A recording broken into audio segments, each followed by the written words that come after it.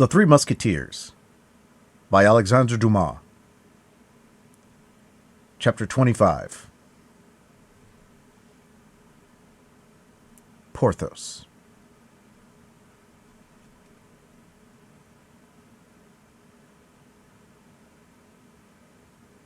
Instead of returning directly home, D'Artagnan alighted at the door of Monsieur de Tréville and ran quickly up the stairs.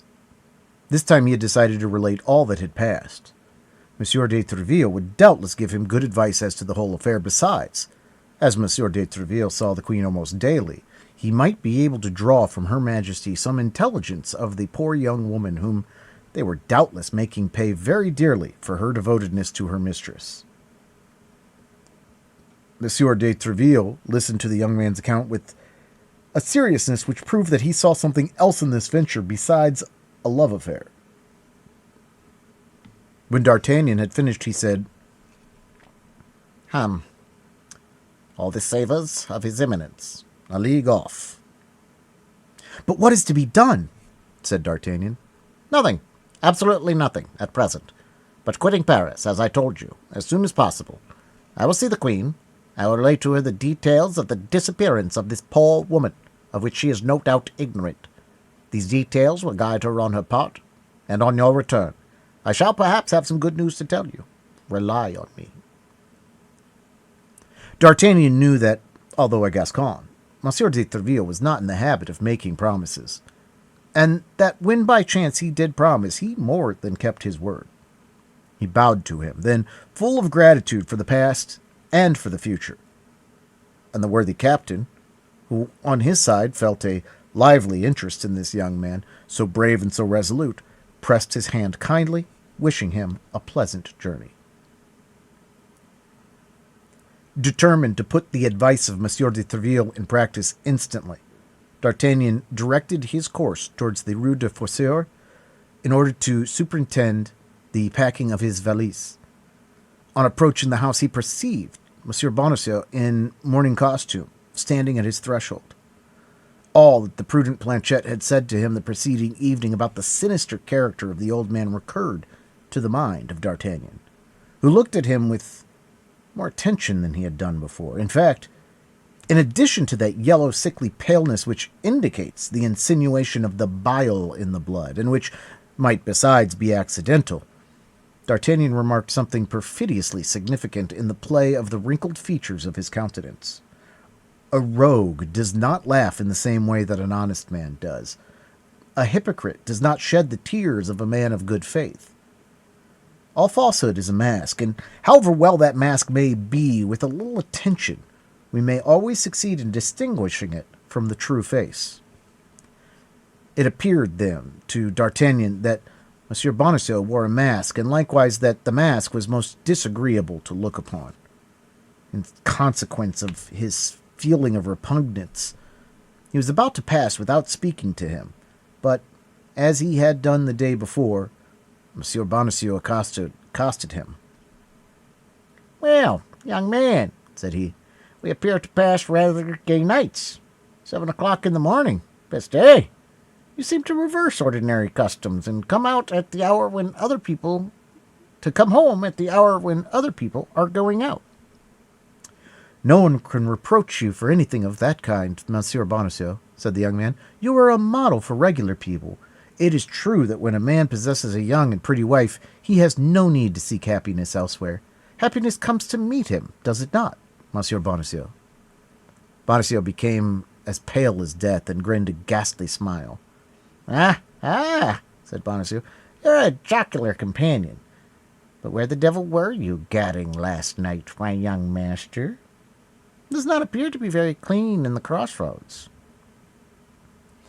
D'Artagnan glanced down at his boots, all covered with mud, but that same glance fell upon the shoes and stockings of the mercer, and it might have been said that they had been dipped in the same mud heap.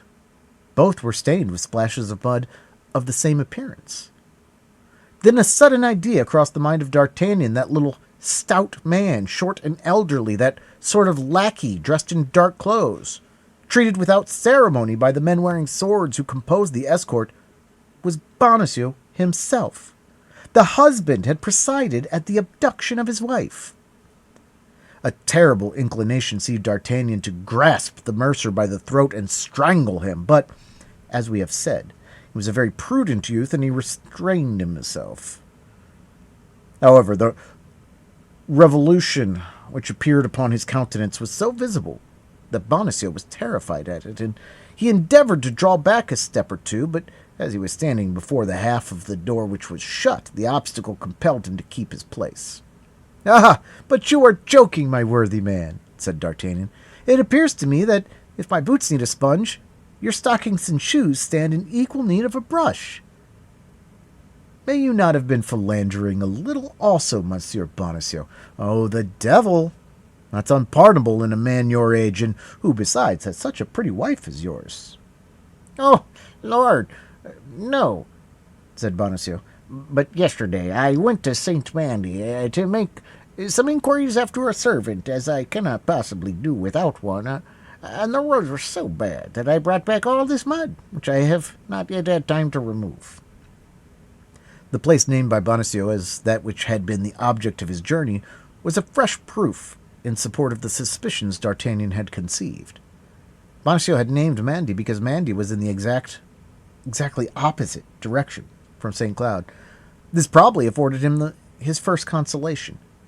If Bonacieux knew where his wife was, one might, by extreme means, force the mercer to open his teeth and let his secret escape. The question, then, was how to change this probability into a certainty. "Pardon, my dear Monsieur Bonacieux, if I don't stand upon ceremony," said D'Artagnan. "But nothing makes one so thirsty as one asleep. I am parched with thirst. Allow me to take a glass of water in your apartment. You know that is never refused among neighbors."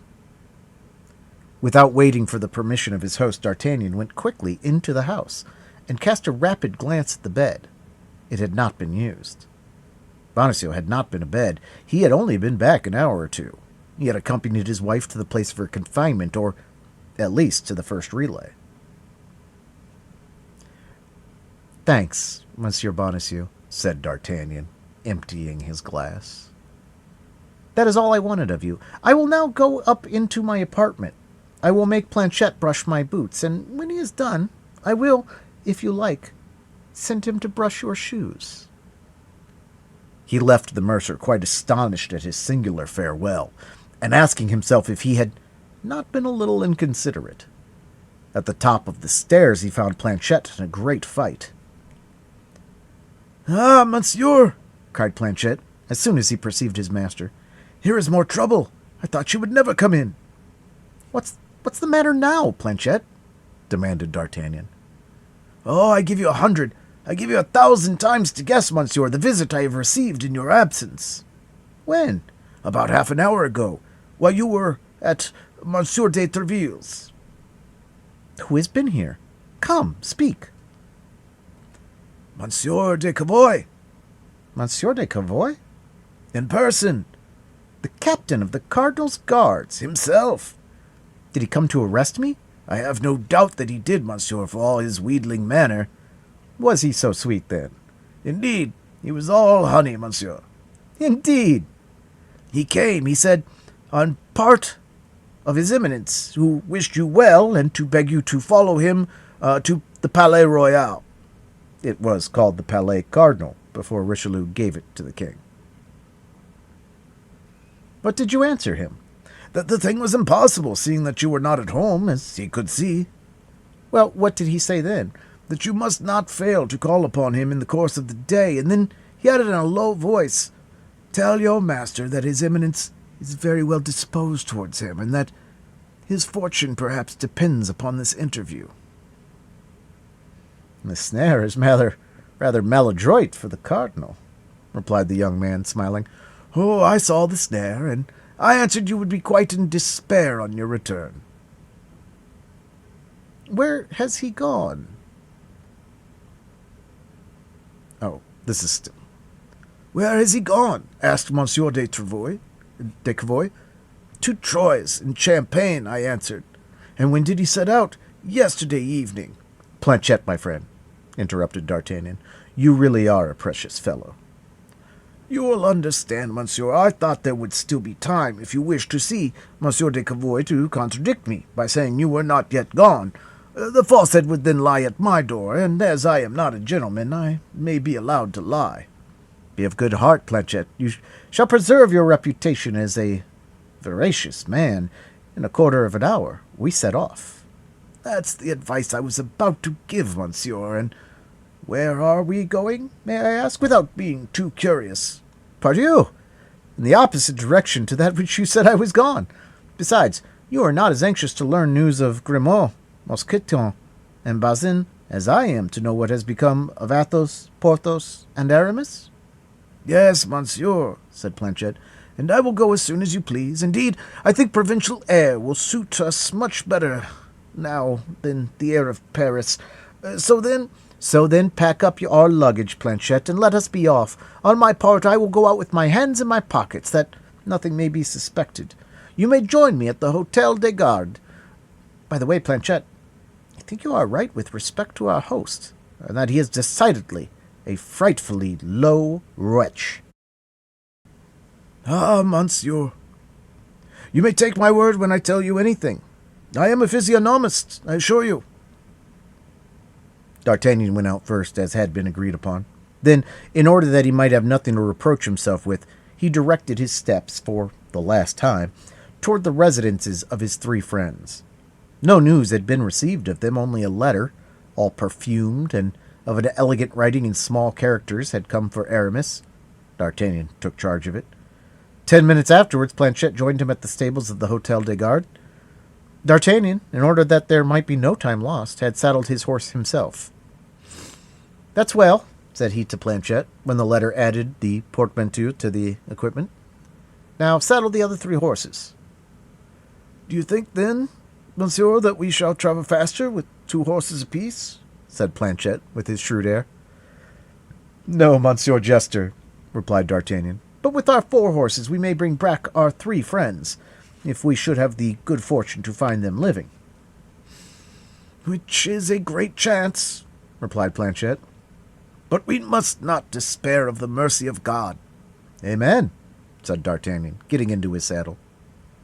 As they went from the Hôtel des Gardes, they separated, leaving the street at opposite ends, one having to quit Paris by the Barrière des Villettes, and the other by the Barrière Montmartre, to meet again beyond Saint-Denis. A strategic maneuver which, having been executed with equal punctuality, was crowned with the most fortunate results. D'Artagnan and Planchet entered Pierrefitte together. Planchet was more courageous, it must be admitted, by day than by night. His natural prudence, however, never forsook him for a single instant. He had forgotten not one of the incidents of the first journey, and he looked upon everybody he met on the road as an enemy.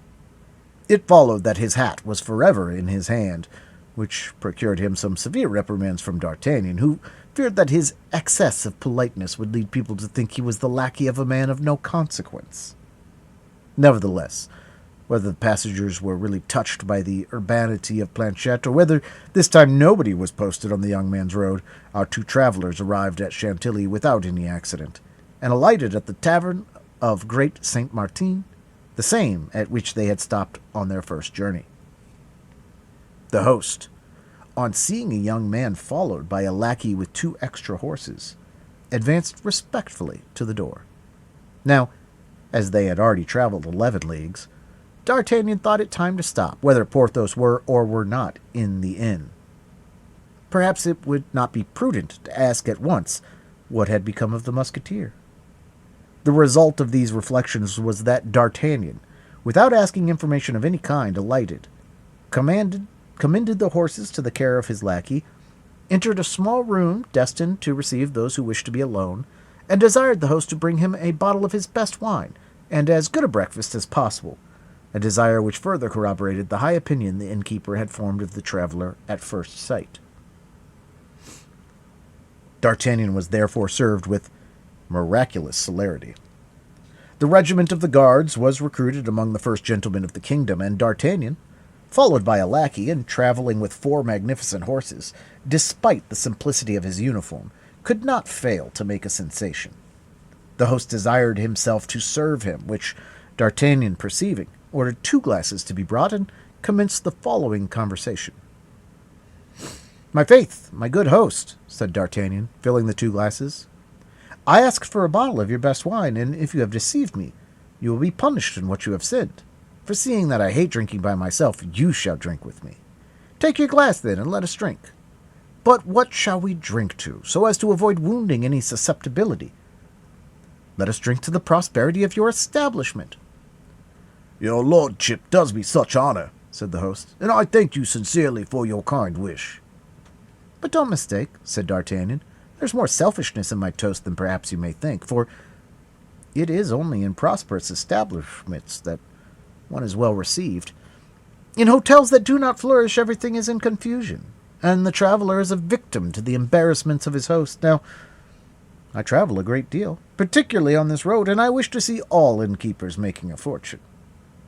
"It seems to me," said the host, "that this is not the first time I have had the honor of seeing monsieur." "Ah, I have passed perhaps 10 times through Chantilly, and out of 10 times I have stopped 3 or 4 times at your house at least. Why, I was here only 10 or 12 days ago. I was conducting some friends, Musketeers, one of them, who, by the by, had a dispute with a stranger, a man who sought a quarrel with him for I don't know what." "Exactly so," said the host. "I remember it perfectly. It is not Monsieur Porthos that your lordship means?" "Yes, that is my companion's name. My God, my dear host, tell me if anything has happened to him." "Your lordship must have observed that he could not continue his journey." "Why, to be sure, he promised to rejoin us, and we have seen nothing of him." "He has done us the honor to remain here." "What? He has done you the honor to remain here?" "Yes, monsieur, in this house, and we are even a little uneasy." "On what account?" "Of certain expenses he has contracted." "Well, but whatever expenses he may have incurred, I'm sure he's in condition to pay them." "Ah, monsieur, you infuse genuine balm into my blood. We have made considerable advances, and this very morning the surgeon declared that if Monsieur Porthos did not pay him, he should look to me, as it was I who had sent for him." "Porthos is wounded, then?" "I cannot tell you, monsieur." "What? You cannot tell me? Surely you ought to be able to tell me better than any other person." "Yes, but in our situation we must not say all we know, particularly as we have been warned that our ears should answer for our tongues." "Well, can I see Porthos?" "Certainly, monsieur. Take the stairs on your right, go up the first flight, and knock at number 1. Only warn him that it is you." "Why should I do that?" "Because, monsieur, some mischief might happen to you." Of what kind, in the name of wonder?" "Monsieur Porthos may imagine you belong to the house, and in a fit of passion might run his sword through you, or blow out your brains." "What have you done to him, then?" "We have asked him for money." "The devil! Ah, I can understand that. It is a demand that Porthos takes very ill when he is not in funds.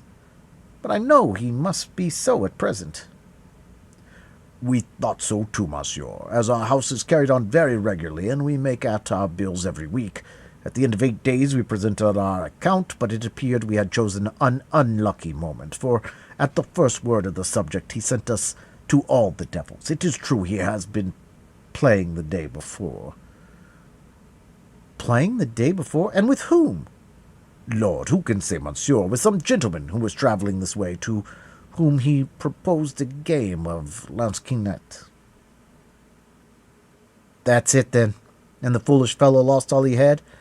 "Even to his horse, monsieur. For when the gentleman was about to set out, we perceived that his lackey was settling Monsieur Porthos's horse as well as his master's. We then observed this to him, and he told us all to trouble ourselves about our own business, as this horse belonged to him. We also informed Monsieur Porthos of what was going on, but he told us we were scoundrels to doubt a gentleman's word, and that, as he had said the horse was his, it must be so." "That's Porthos all over," murmured D'Artagnan. "Then," continued the host, "I replied that as from the moment we seemed not likely to come to a good understanding, With respect to payment, I hoped he would have at least the kindness to grant the favor of his custom to my brother host of the Golden Eagle, but Monsieur Porthos replied that my house being the best, he should remain where he was. This reply was too flattering to allow me to insist on his departure. I confined myself then to begging him to give up his chamber, which is the handsomest in the hotel, and to be satisfied with a pretty little room on the 3rd floor. But to this Monsieur Porthos replied that, as he every moment expected his mistress, who was one of the great ladies in the court, I might easily comprehend that the chamber he did me the honor to occupy in my house was itself very mean for the visit of such a personage. Nevertheless, while acknowledging the truth of what he said, I thought proper to insist, but without even giving himself the trouble to enter into any discussion with me, he took out one of his pistols, laid it on the table, day and night, and said that at the first word that should be spoken to him about removing, either within the house or out of it, he would blow out the brains of the person who should be so imprudent as to meddle with a matter which only concerned himself. Since that time, monsieur, nobody entered his chamber but his servant. What? Mousqueton is here, then? Oh, yes, monsieur. 5 days after your departure, he came back, and in a very bad condition, too. It appears that he has met with disagreeableness, likewise, on his journey. Unfortunately, he is more nimble than his master, so that for the sake of his master, he puts us all under his feet, and as he thinks we might refuse what he asks for, he takes all that he wants without asking at all. The fact is, said D'Artagnan, I have always observed a great degree of intelligence and devotedness in Mousqueton. That is possible, monsieur, but suppose I should happen to be brought in contact, even 4 times a year, with such intelligence and devotedness, why, I should be a ruined man. No, for Porthos will pay you, said the host in a doubtful tone. The favor of a great lady will not be allowed to be inconvenienced for such a paltry sum as he owes you. If I durst say what I believe on that head, what you believe? I ought rather to say what I know. What you know? And even what I am sure of. And of what are you sure? I would say that I know this great lady. You? Yes, I. And how do you know her? Oh, monsieur, if I could believe, I might trust in your discretion. Speak. By the word of a gentleman, you shall have no cause to repent of your confidence. Well, monsieur, you understand that uneasiness makes us do many things. What have you done? Oh, nothing which was not right in the character of a creditor. Well, Monsieur Porthos gave us a note for his duchess, ordering us to put it in the post. That was before his servant came, and as he could not leave his chamber, it was necessary to charge us with this commission. And then, instead of putting the letter in the post, which is never safe, I took advantage of the journey of one of my lads to Paris, and ordered him to convey the letter to the Duchess himself. This was fulfilling the intentions of Monsieur Porthos, who had desired us to be so careful of this letter, was it not? Nearly so. Well, monsieur, do you know who this great lady is? No, I have heard Porthos speak of her, that's all. Do you know who this pretend duchess is? I repeat to you, I don't know her. Why, she is the old wife of a procurator of the Châtelet, monsieur, named Madame Coquenard, who, although she is at least 50, still gives herself jealous airs. It struck me as very odd that a princess should live in the Rue aux Ours. But how do you know all this? Because she flew into a great passion on receiving the letter, saying that Monsieur Porthos was a weathercock, and that she was sure it was for some woman he had received this wound. Has he been wounded, then? Oh, good Lord, what have I said? You said that Porthos had received a sword cut. Yes, but he has forbidden me strictly to say so. And why so? Zounds, monsieur, because he had boasted that he would perforate the stranger with whom you left him in a dispute, whereas the stranger, on the contrary, and spite of all his rhodomonates, quickly threw him on his back. As Monsieur Porthos is a very boastful man, he insists that nobody shall know he has received this wound except the Duchess, whom he endeavored to interest by an account of his adventure. Is it a wound that confines him to his bed? Ah, and a master stroke, too, I assure you. Your friend's soul must stick tight to his body. Were you there, then, monsieur? I followed them from curiosity, so that I saw the combat without the combatants seeing me. And what took place? Oh, the affair was not long, I assure you. They placed themselves on guard. The stranger made a feint and a lunge, and that so rapidly that when Monsieur Porthos came to the parade, he had already 3 inches of steel in his breast. He immediately fell backward. The stranger placed the point of his sword at his throat, and Monsieur Porthos, finding himself at the mercy of his adversary, acknowledged himself conquered. Upon which the stranger asked his name, and learning that it was Porthos and not D'Artagnan, he assisted him to rise, brought him back to the hotel, mounted his horse, and disappeared. So it was with Monsieur de D'Artagnan this stranger meant to quarrel? It appears so. And do you know what has become of him? No, I never saw him until that moment, and have not seen him since. Very well. I know all that I wish to know. Porthos's chamber is, you say, on the first story, number 1? Yes, monsieur, the handsomest in the inn. A chamber that I could have let 10 times over. Bah! Be satisfied, said D'Artagnan, laughing. Porthos will pay you with the money of the Duchess Coquenard. Oh, monsieur, procurator's wife or duchess, if she will but loosen her purse strings, it will be all the same. But she positively answered that she was tired of the exigencies and infidelities of Monsieur Porthos, and that she would not send him a denier. And did you convey this answer to your guest? We took care not to do that. He would have found in what fashion we had executed his commission. So that he still expects his money? Oh, Lord, yes, monsieur. Yesterday he wrote again, but it was his servant who this time put the letter in the post. Do you say the procurator's wife is old and ugly? 50 at least, monsieur, and not at all handsome, according to Porthos's account. In that case you may be quite at ease. She will soon be softened. Besides, Porthos cannot owe you much. How not much? 20 good pistoles already, without reckoning the doctor. He denies himself nothing, it may easily be seen. He has been accustomed to live well. Never mind. If his mistress abandons him, he will find friends. I will answer for it. So, my dear host, be not uneasy, and continue to take care, all of him, that his situation requires. Monsieur has promised me not to open his mouth about the procurator's wife, and not to say a word of the wound. That's agreed. You may have my word. Oh, he would kill me. Don't be afraid. He is not so much as a devil as he appears.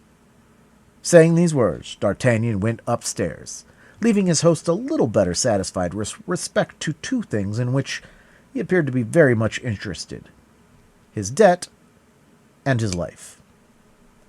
At the top of the stairs, upon the most conspicuous door of the corridor, was traced in black ink a gigantic number 1. D'Artagnan knocked, and upon the bidding to come in, which came from the inside, he entered the chamber. Porthos was in bed, and was playing a game at Lansquenet with Musketeers to keep his hand in, while a spit loaded with partridges was turning before the fire, and on each side of a large chimney-piece, over 2 chafing dishes, were boiling 2 stewpans, from which exhaled a double odor of rabbit and fish stews, rejoicing to the smell. In addition to this, he perceived that the top of a wardrobe and the marble of a commode were covered with empty bottles.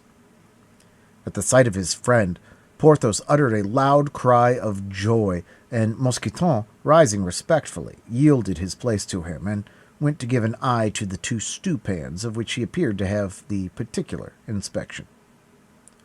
"Ah, pardieu! Is that you?" said Porthos to D'Artagnan. "You're right welcome. Excuse my not coming to meet you, but," added he, looking at D'Artagnan with a certain degree of uneasiness, "you know what has happened to me?" "No." "Has the host told you nothing, then?" "I asked after you and came up as soon as I could." Porthos seemed to breathe more freely. "And what has happened to you, my dear Porthos?" continued D'Artagnan. "Why, on making a thrust at my adversary, whom I already hit 3 times, and whom I meant to finish with the 4th, I put my foot on a stone, slipped, and strained my knee." "Truly?" "Honor. Lucky for the rascal, for I should have left him dead on the spot, I assure you. And what has become of him? Oh, I don't know. He had enough and set off without waiting for the rest. But you, my dear D'Artagnan, what has happened to you? So, that the strain of the knee, continued D'Artagnan, my dear Porthos, keeps you in bed? My God, that's all. I should be out about again in a few days. Why did you not have yourself conveyed to Paris? You must be cruelly bored here. That was my intention. But my dear friend, I have one thing to confess to you. What's that? It's that as I was cruelly bored, as you say, as I had the 75 pistoles in my pocket, which you had distributed to me, in order to amuse myself, I invited a gentleman who was traveling this way to walk up and proposed a cast of dice. He accepted my challenge, and my faith, my 75 pistoles passed from my pocket to his, without reckoning my horse, which he won into the bargain. But you, my dear D'Artagnan. What can you expect, my dear Porthos? A man is not privileged in all ways, said D'Artagnan. You know the proverb, unlucky at play, lucky in love? You are too fortunate in your love for play not to take its revenge. What consequence can the reverses of fortune be to you? Have you not, happy rogue that you are? Have you not your duchess, who cannot fail to come to your aid? Well, you see, my dear D'Artagnan, with what ill luck I play, replied Porthos, with the most careless air in the world. I wrote to her to send me 50 louis or so, of which I stood absolutely in need on account of my accident. Well, she must be at her county seat, for she has not answered me. Truly? No. So yesterday I addressed another epistle to her, still more pressing than the first. But you're here, my dear fellow. Let us speak of you. I confess, I began to be very uneasy on your account. But your host behaves very well towards you, it appears, my dear Porthos, said D'Artagnan, directing the 6 men's attention to the full stewpans and the empty bottles. So, replied Porthos. Only 3 or 4 days ago, the impertinent jackanapes gave me the bill, and I was forced to turn both him and his bill out of the door, so that I'm here, something in the fashion of a conqueror, holding my position, as it were, my conquest. So you see, being in constant fear of being forced from that position, I am armed to the teeth. And yet, said D'Artagnan, laughing, it appears to me that from time to time you must make sorties, and he again pointed to the bottles and the stewpans. Not I, unfortunately, said Porthos. This miserable stain confines me to bread. But Mousqueton forages and brings in provisions. Friend Mousqueton, you see that we have a reinforcement, and we must have an increase of supplies. Mousqueton, said D'Artagnan, you must render me a service. What, monsieur? You must give your recipe to Planchet. I may be besieged in my turn, and I should not be sorry for him to be able to let me enjoy the same advantages with which you gratify your master. Lord, monsieur, there is nothing more easy, said Mousqueton with a modest air. One only needs to be sharp, that's all. I was brought up in the country, and my father, in his leisure time, was something of a poacher. And what did he do the rest of his time? Monsieur, he carried on a trade which I have always thought satisfactory. Which? As it was a time of war between the Catholics and the Huguenots, and as he saw the Catholics exterminate the Huguenots and the Huguenots exterminate the Catholics, all in the name of religion, he adopted a mixed belief which permitted him to be sometimes Catholic, sometimes a Huguenot. Now he is accustomed to walk in his fowling piece on his shoulder behind the hedges which bordered the roads, and when he saw a Catholic coming alone, the Protestant religion immediately prevailed in his mind. He lowered his gun in the direction of the traveller.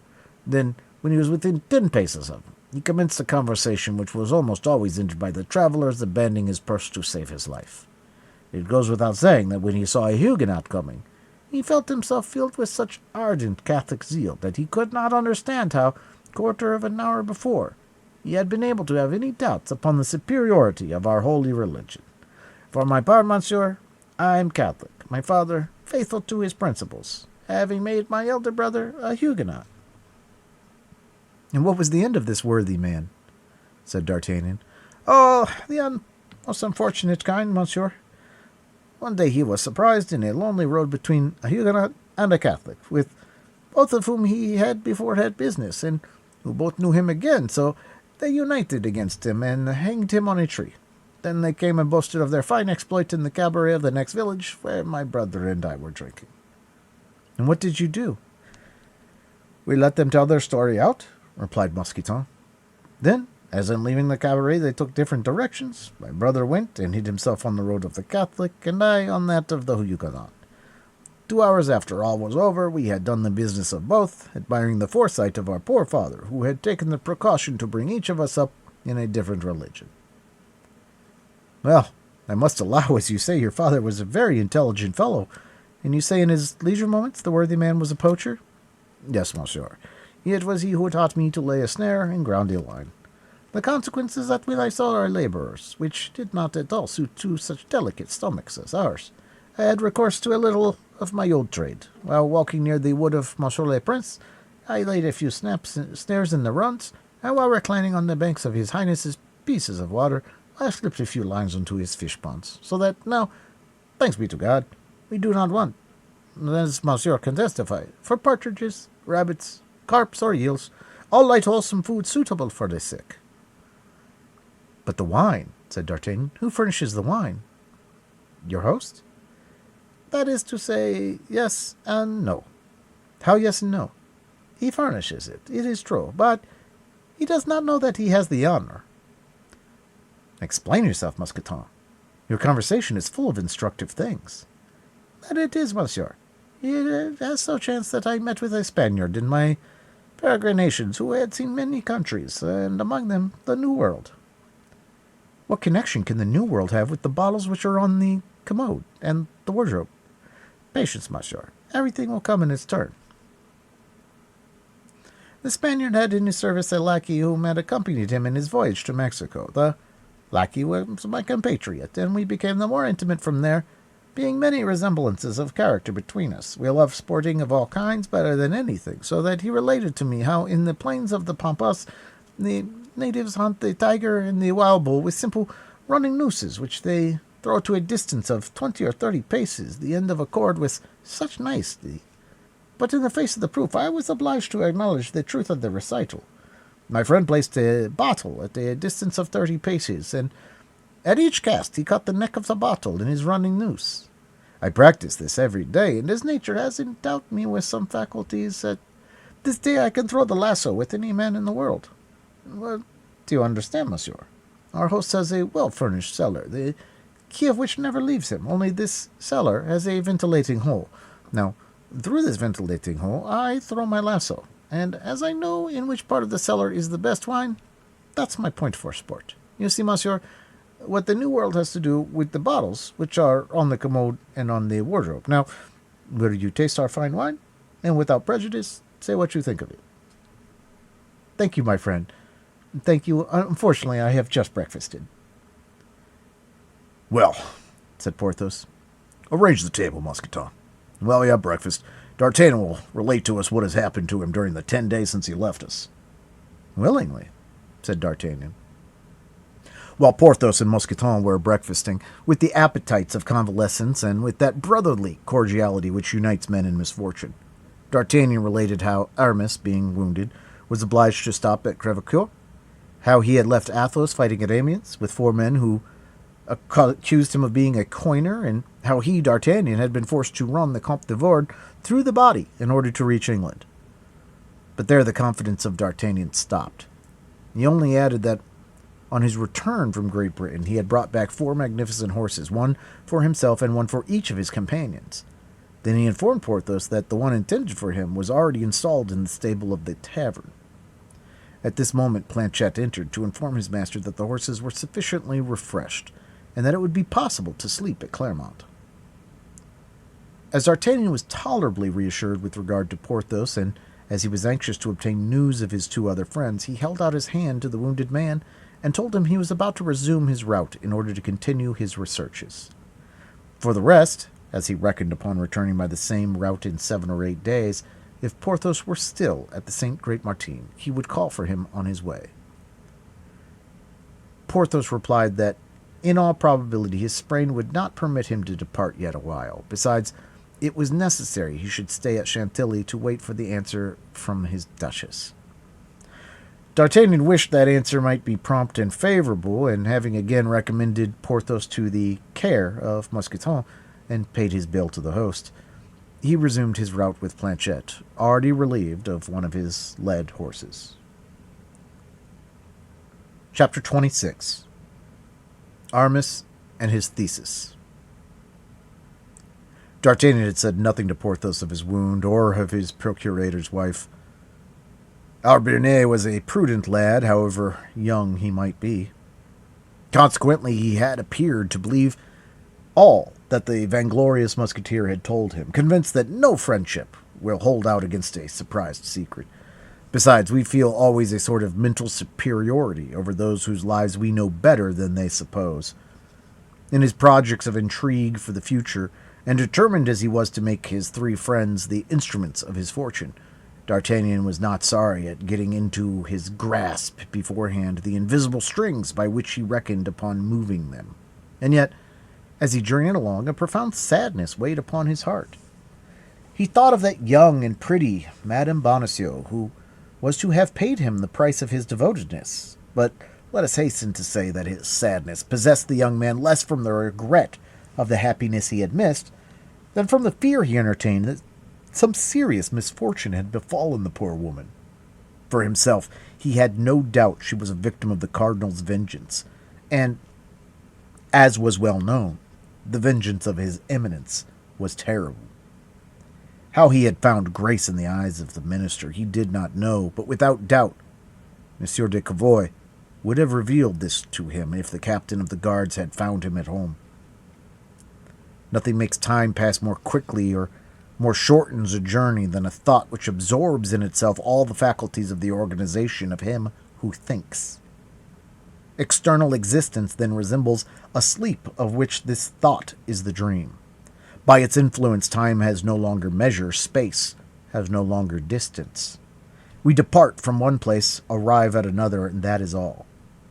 Of the interval past, nothing remains in the memory but a vague mist in which 1,000 confused images of trees, mountains, and landscapes are lost. It was as a prey to this hallucination that D'Artagnan traveled, at whatever pace his horse pleased, the 6 or 8 leagues that separated Chantilly from Crèvecœur, without his being able to remember on his arrival in the village any of the things he had passed or met with on the road. There only his memory returned to him. He shook his head, perceived the cabaret at which he had left Aramis, and put his horse to a trot. He shortly pulled up at the door. This time it was not a host but a hostess who received him. D'Artagnan was a physiognomist. His eye took in at a glance the plump, cheerful countenance of the mistress of the place, and he at once perceived there was no occasion for dissembling with her, or of fearing anything from one blessed with such a joyous physiognomy. "My good dame," said D'Artagnan, "can you tell me what has become of one of my friends, whom we were obliged to leave here about a dozen days ago?" "A handsome young man, 3 or 24 years old, mild, amiable, well-made." "That is he, wounded in the shoulder." "Just so. Well, monsieur, he is still here." "Oh, pardieu, my dear dame," said D'Artagnan, springing from his horse and throwing his bridle to Planchet. "You restore me to life. Where is this dear Aramis? Let me embrace him. I'm in a hurry to see him again." "Pardon, monsieur, but I doubt whether he can see you at this moment." "Why so? Has he a lady with him?" "Jesus! What do you mean by that, poor lad? No, monsieur, he has not a lady with him." "With whom is he, then?" "With the curate of Montdidier and the superior of the Jesuits of Amiens." "Good heavens!" cried D'Artagnan. "Is the poor fellow worse, then?" "No, monsieur, quite the contrary, but after his illness grace touched him, and he determined to take orders." "That's it," said D'Artagnan. "I had forgotten that he was only a musketeer for a time." "Monsieur still insists upon seeing him?" "More than ever. Well, Monsieur has only to take the right-hand staircase in the courtyard and knock at number 5 on the second door. D'Artagnan walked quickly in the direction indicated and found one of those exterior staircases that are still to be seen in the yards of our old-fashioned taverns. But there was no getting at the place of sojourn of the future abbey. The defiles of the chamber of Aramis were as well guarded as the gardens of Armida. Bazin was stationed in the corridor and barred his passage with more intrepidity that, after many years of trial, Bazin found himself near a result of which he had ever been ambitious. In fact, the dream of poor Bazin was always been to serve a churchman, and he awaited with impatience the moment always in the future when Aramis would throw aside the uniform and assume the cassock. The daily renewed promise of the young man that the moment would not long be delayed had alone kept him in the service of a musketeer, a service in which, he said, his soul was in constant jeopardy. Bazin was then at the height of joy. In all probability, this time his master would not retract. The union of physical pain with moral uneasiness had produced the effect so long desired. Aramis, suffering at once in body and mind, had at length fixed his eyes and his thoughts upon religion, and he had considered as a warning from heaven the double accident which had happened to him, that is to say, the sudden disappearance of his mistress and the wound in his shoulder. It may be easily understood that in the present disposition of his master, nothing could be more disagreeable to Bazin than the arrival of D'Artagnan, which might cast his master back again into that vortex of mundane affairs which had so long carried him away. He resolved then to defend the door bravely, and as, betrayed by the mistress of the inn, he could not say that Aramis was absent, he endeavored to prove to the newcomer that it would be the height of indiscretion to disturb his master in his pious conference, which had commenced with the morning and would not, as Bazin said, terminate before night. But D'Artagnan took very little heed of the eloquent discourse of Monsieur Bazin, as he had no desire to support a polemic discussion with his friend's valet. He simply moved him out of the way with one hand, and with the other turned the handle of number 5. The door opened, and D'Artagnan went into the chamber. Aramis, in a black gown, his head enveloped in sort of round flat cap, not much unlike a calotte, was seated before an oblong table covered with rolls of paper and enormous volumes in folio. At his right hand was placed the superior of the Jesuits, and on his left the curate of Montdidier. The curtains were half drawn and only admitted the mysterious light calculated for beatific reveries. All the mundane objects that generally strike the eye on entering the room of a young man, particularly when that young man is a musketeer, had disappeared as if by enchantment, and for fear, no doubt, that the sight of them might bring his master back to the ideas of this world, Bazin had laid his hands upon swords, pistols, plumed hat, and embroideries and laces of all kinds and sorts. In their stead, D'Artagnan thought he perceived in an obscure corner a discipline cord suspended from a nail in the wall. At the noise made by D'Artagnan entering, Aramis lifted up his head and beheld his friend. But to the great astonishment of the young man, the sight of him did not produce much effect upon the musketeer. So completely was his mind detached from the things of this world. "Good day, dear D'Artagnan," said Aramis. "Believe me, I am glad to see you." "So am I delighted to see you," said D'Artagnan, "although I am not yet sure that it is Aramis I am speaking to." "To himself, my dear, my friend, to himself. But what makes you doubt it?" "I was afraid I had a mistake in the chamber, and that I had found my way into the apartment of some churchman. Then another air seized me on seeing you in company with these gentlemen. I was afraid you were dangerously ill." The two men in black, who guessed D'Artagnan's meaning, darted at him a glance which might have been thought threatening, but D'Artagnan took no heed of it. "I disturb you, perhaps, my dear Aramis," continued D'Artagnan, "for by what I see I am led to believe that you are confessing to these gentlemen." Aramis colored imperceptibly. "You disturb me." "Oh, quite the contrary, dear friend, I swear, and as proof of what I say, permit me to declare I am rejoiced to see you safe and sound." "Ah, he'll come around," thought D'Artagnan. "That's not bad." This gentleman, who is my friend, has just escaped from a serious danger, continued Aramis, with unction, pointing to D'Artagnan with his hand, and addressing the two ecclesiastics. Praise God, monsieur, replied they, bowing together. I have not failed to do so, your reverences, replied the young man, returning their salutation. You arrive in good time, dear D'Artagnan, replied Aramis, and by taking part in our discussion may assist us with your intelligence. Monsieur the Principal of Amiens, Monsieur the Curate of Montdidier, and I are arguing certain theological questions in which we have been much interested. I shall be delighted to have your opinion. The opinion of a swordsman can have very little weight, replied D'Artagnan, who began to be uneasy at the turn things were taking. And you had better be satisfied, believe me, with the knowledge of these gentlemen. The two men in black bowed in their turn. On the contrary, replied Aramis, your opinion will be very valuable. The question is this. Monsieur the Principal thinks that my thesis ought to be dogmatic and didactic. Your thesis? Are you, then, making a thesis? Without doubt, replied the Jesuit. In the examination which precedes ordination, a thesis is always a requisite. Ordination? Cried D'Artagnan, who could not believe what the hostess and Bazin had successfully told him, and he gazed, half stupefied, upon the three persons before him.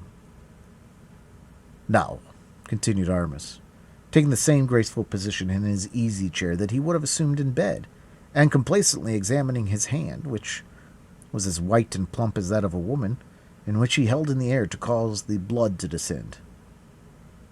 Now, as you have heard, D'Artagnan, Monsieur the Principal, is desirous that my thesis should be dogmatic, while I, for my part, would rather it should be ideal.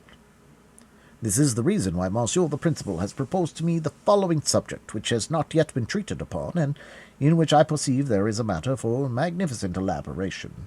Utrac manus in benedicindo clarissis inferiorbis necessaria est. D'Artagnan, whose erudition we are well acquainted with, evinced no more interest on hearing this quotation than he had at that of Monsieur de Tréville in allusion to the gifts he pretended that D'Artagnan had received from the Duke of Buckingham. Which means, resumed Aramis, that he might be perfectly understand, the two hands are indispensable for priests or the inferior orders when they bestow the benedictions. An admirable subject, cried the Jesuit. Admirable and dogmatic, repeated the curate, who, about as strong as D'Artagnan with respect to Latin, carefully watched the Jesuit in order to keep step with him, and repeated his words like an echo. As to D'Artagnan, he remained perfectly insensible to the enthusiasm of the two men in black. Yes, admirable. Process admirable, continued Aramis, but which requires a profound study in both the Scriptures and the Fathers. Now, I have confessed to these learned ecclesiastics, and that in all humility, that the duties of mounting guard in the service of the king have caused me to neglect study a little. I should find myself, therefore, more at ease, facilius natans, in a subject of my own choice, which would be to these hard theological questions which morals are to metaphysics and philosophy. D'Artagnan began to be tired, and so did the curate. See what an exordium, cried the Jesuit. Exordium, repeated the curate, for the sake of saying something. Quimamodum inter calorum immensitatum. Aramis cast a glance upon D'Artagnan to see what effect all this produced, and found his friend gaping enough to split his jaws. "Let us speak French, my father," said he to the Jesuit. "Monsieur D'Artagnan will enjoy our conversation better." "Yes," replied D'Artagnan, "I am fatigued with reading, and all this Latin confuses me." "Certainly," replied the Jesuit, a little put out, while the curate, greatly delighted, turned upon D'Artagnan a look full of gratitude. "Well, let us see what is to be derived from this gloss. Moses, the servant of God, he was but a servant, please to understand. Moses blessed with the hands. He held out both his arms, while the Hebrews beat their enemies, and then he blessed them with his two hands. Besides, what does the gospel say? Imponite manus and not manum. Not the Place the hands, not the hand. Place the hands, repeated the curate with a gesture. St. Peter, on the contrary, of whom the popes are the successors, continued the Jesuit. Por each digitos, present the fingers. Are you there now? Certes, replied Aramis in a pleased tone, but the thing is subtle. The fingers, resumed the Jesuit. St. Peter blessed with the fingers. The Pope therefore blesses with the fingers. And with how many fingers does he bless? With 3 fingers, to be sure. 1 for the Father, 1 for the Son, and 1 for the Holy Ghost. All crossed themselves. D'Artagnan thought it was proper to follow this example. The Pope is the successor of St. Peter, and represents the 3 divine powers. The rest, ordenes inferiores, of the ecclesiastical hierarchy, blessed in the name of the holy archangels and angels. The most humble clerks, such as our deacons and sacristans, bless with holy water sprinklers, which resemble an infinite number of blessing fingers. There is the subject simplified. Augmentum omni denudatum ornamento. I would make of that subject 2 volumes in the size of this, continued the Jesuit, and in his enthusiasm he struck at St. Chrysostom in folio, which made the table bend beneath its weight. D'Artagnan trembled. Certes, said Aramis, I do justice to the beauties of this thesis, but at the same time I perceive it would be overwhelming for me. I had chosen this text. Tell me, dear D'Artagnan, if it is not to your taste. Non inutile est desiderum in obation. That is, a little regret is not unsuitable in an offering to the Lord. Stop there, cried the Jesuit, for that thesis touches closely upon heresy. There is a proposition almost like it in the Augustinius of the heresiarch Jansenius, whose book will sooner or later be burned by the hands of the executioner. Take care, my young friend. You are inclining towards false doctrines, my young friend. You will be lost. You will be lost, said the curate, shaking his head sorrowfully. You approach that famous point of free will, which is a mortal rock. You face the insinuations of the Pelagians and the semi-Pelagians. But, my reverend, replied Aramis, a little amazed by the shower of arguments that poured upon his head. How will you prove, continued the Jesuit, without allowing him time to speak, that we ought to regret the world when we offer ourselves to God?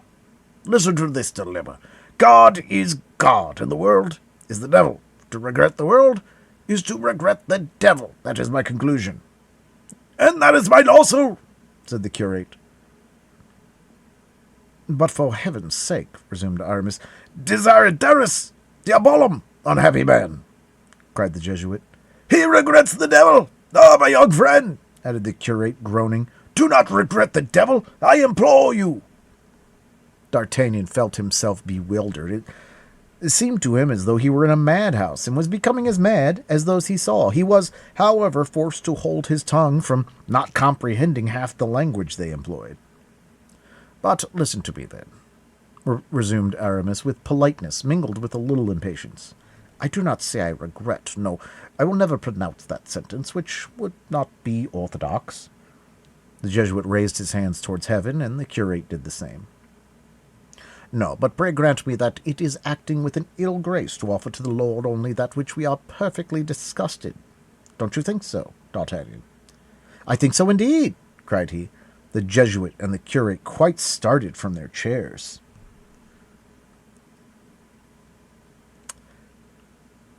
This is the point of departure. It is a syllogism. The world is not wanting in attractions. I quit the world. Then I make a sacrifice. Now, the Scripture says positively, make a sacrifice unto the Lord. That is true, said his antagonist. And then, said Aramis, pinching his ear to make it red, as he rubbed his hands to make them white, and then I make a certain rondeau upon it last year, for which I showed to Monsieur Vautier, and that great man paid me 1,000 compliments. A rondeau, said the Jesuit disdainfully. A rondeau, said the curate mechanically. Repeat it! Repeat it! Cried D'Artagnan. It will make a little change. Not so, for it is religious, replied Aramis. It is theology in verse. The devil! Said D'Artagnan. Here it is, said Aramis, with a little look of diffidence, which, however, was not exempt from a shade of hypocrisy.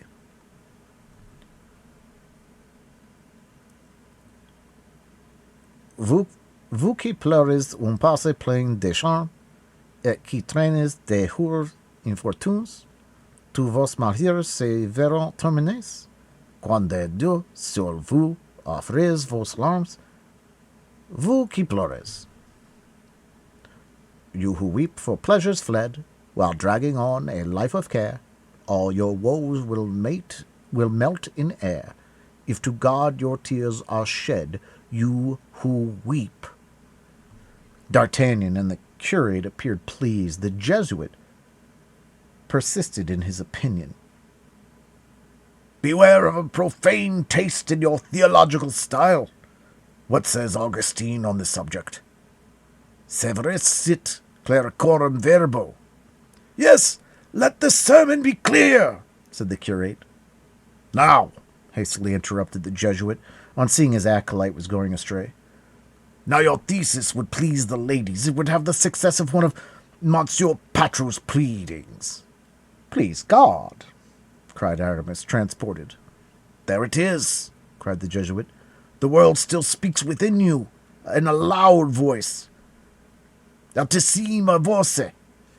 You follow the world, my young friend, and I tremble lest grace prove not efficacious. Be satisfied, my reverend father, I can answer for myself. Mundane presumption! I know myself, father. My resolution is irrevocable. Then you persist in continuing that thesis. I feel myself called upon to treat that and no other. I will see about the continuation of it, and tomorrow I hope you will be satisfied with the corrections I shall have made in consequence of your advice. Work slowly, said the curate. We leave you in an excellent tone of mind. Yes, the ground is all sown, said the Jesuit, and we have not the fear to that one portion of seed may have fallen upon stone, another upon the highway, or that the birds of heaven have eaten the rest. Navis coli comederantium. Plague stifle you in your Latin, said D'Artagnan, who began to feel all his patience exhausted. Farewell, my son, said the curate. Till tomorrow. Till tomorrow, rash youth, said the Jesuit. You promised to become one of the lights of the church. Heaven grant that this light prove not a devouring fire. D'Artagnan, who for an hour past had been gnawing his nails with impatience, was beginning to attack the quick. The two men in black rose, bowed to Aramis and D'Artagnan, and advanced towards the door. Bazin, who had been standing listening to all this controversy with a pious jubilation, sprang toward them, took the breviary of the curate and the missal of the Jesuit, and walked respectfully before them to clear the way. Aramis conducted them to the foot of the stairs, and then immediately came up again to D'Artagnan, whose senses were still in a state of confusion. When left alone, the two friends at first kept an embarrassed silence. It, however, became necessary for one of them to break it first, and as D'Artagnan appeared determined to leave that honor to his companion, Aramis said, "You see that I am returned to my fundamental ideas."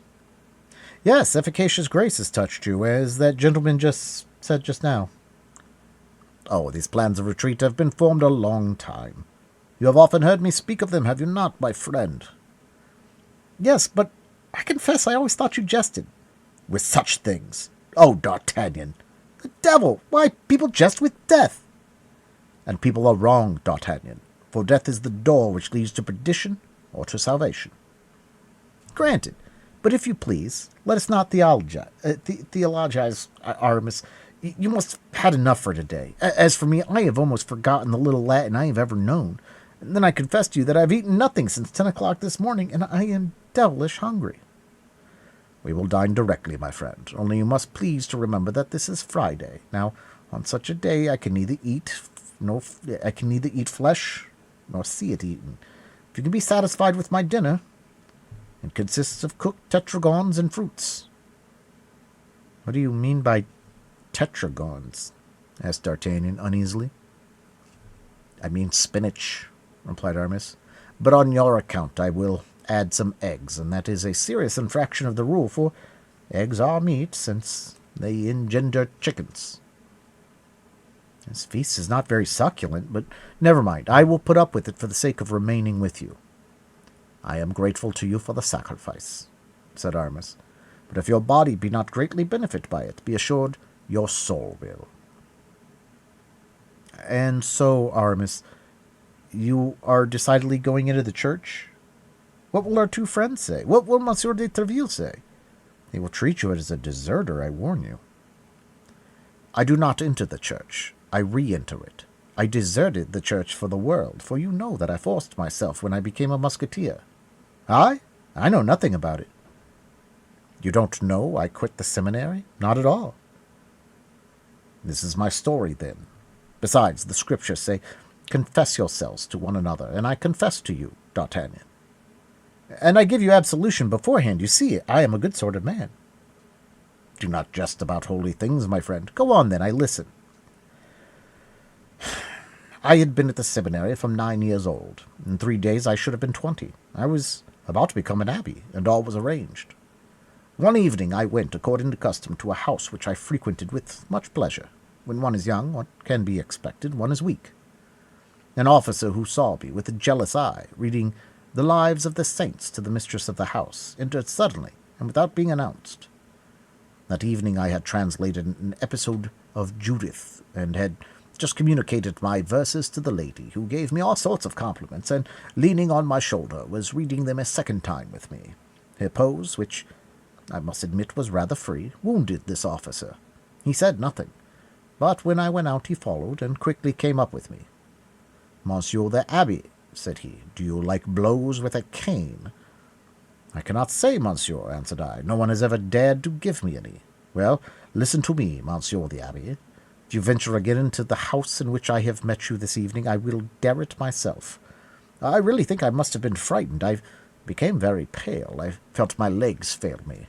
I sought for a reply, but could find none. I was silent. The officer waited for his reply, and, seeing it so long coming, he burst into a laugh, turned upon his heel, and re-entered the house. I returned to the seminary. I am a gentleman born, and my blood is warm, as you may have remarked, my dear D'Artagnan. The insult was terrible, and although unknown to the rest of the world, I felt it live and fester at the bottom of my heart. I informed my superiors that I did not feel myself sufficiently prepared for ordination, and at my request the ceremony was postponed for a year. I sought out the best fencing master in Paris. I made an agreement with him to take a lesson every day, and every day, for a year, I took that lesson. Then, on the anniversary of the day on which I had been insulted, I hung my cassock on a peg, assumed the costume of a cavalier, and went to the ball given by a lady friend of mine, and to which I knew my man was invited. It was in the Rue des Francs Bourgeois, close to La Force. As I expected, my officer was there. I went up to him as he was singing a love ditty, and looking tenderly at a lady, and interrupted him exactly in the middle of a second couplet. "Monsieur," said I, "does it still displease you that I should frequent a certain house of La Rue Payen? And would you still cane me if I took it into my head to disobey you?" The officer looked at me with astonishment, and then said, "What is your business with me, monsieur? I do not know you." "I am," said I, "the little abbé who reads Lives of the Saints, and translates Judith into verse." "Ah, I recollect you now," said the officer, in a jeering tone. "Well, what do you want with me?" "I want you to spare time to take a walk with me." "Tomorrow morning, if you like, with the greatest pleasure." "No, not tomorrow morning, if you please, but immediately." "If you absolutely insist, I do insist upon it." "Come then, ladies," said the officer. "Do not disturb yourself. Allow me time just to kill this gentleman. I will return and finish the last couplet." We went out. I took him to the Rue Payen, to exactly the same spot where a year before, at the very same hour, he had paid me the compliment I have related to you. It was a superb, moonlit night. We immediately drew, and at the first pass I laid him stark dead. "The devil!" cried D'Artagnan. "Now?" continued Aramis. as the ladies did not see the singer come back, and as he was found in the Rue Payen with a great sword wound through his body, it was supposed that I had accommodated him thus, and the matter created some scandal which obliged me to renounce the cassock for a time. Athos, whose acquaintance I made about that period, and Porthos, who in addition to my lessons taught me some effective tricks of fence, prevailed upon me to solicit the uniform of a musketeer. The king entertained great regard for my father, who had fallen at the siege of Arras, and the uniform was granted. You may understand that the moment has come for me to re-enter the bosom of the church. And why today, rather than yesterday or tomorrow? What has happened to you today to raise all these melancholy ideas? This wound, my dear D'Artagnan, has been a warning to me from heaven. This wound? Bah!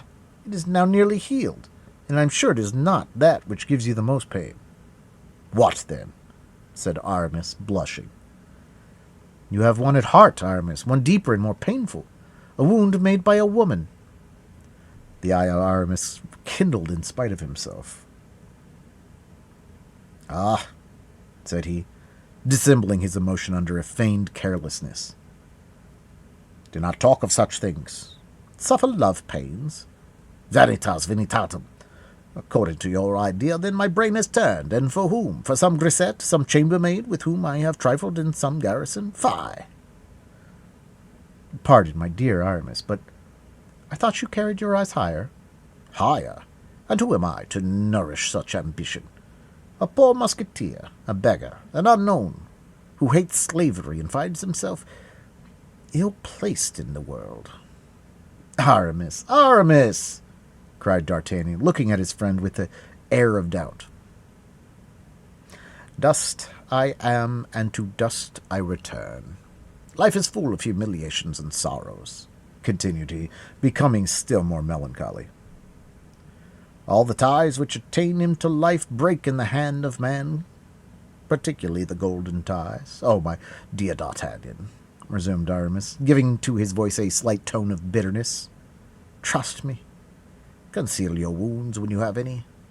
Silence is the last joy of the unhappy. Beware of giving anyone the clue to your griefs, the curious suck of our tears as flies suck the bloom of a wounded heart. Alas, my dear Aramis, said D'Artagnan, in his turn heaving a profound sigh, that is my story you are relating. How? Yes, a woman whom I love, whom I adore, has just been torn from me by force. I do not know where she is, whither they have conducted her. She's perhaps a prisoner, she's perhaps dead. Yes, but you have at least this consolation that you can say to yourself she has not quit you voluntarily, that if you learn no news of her, it is because all communication with you is interdicted, while Well? Nothing, replied Aramis, nothing.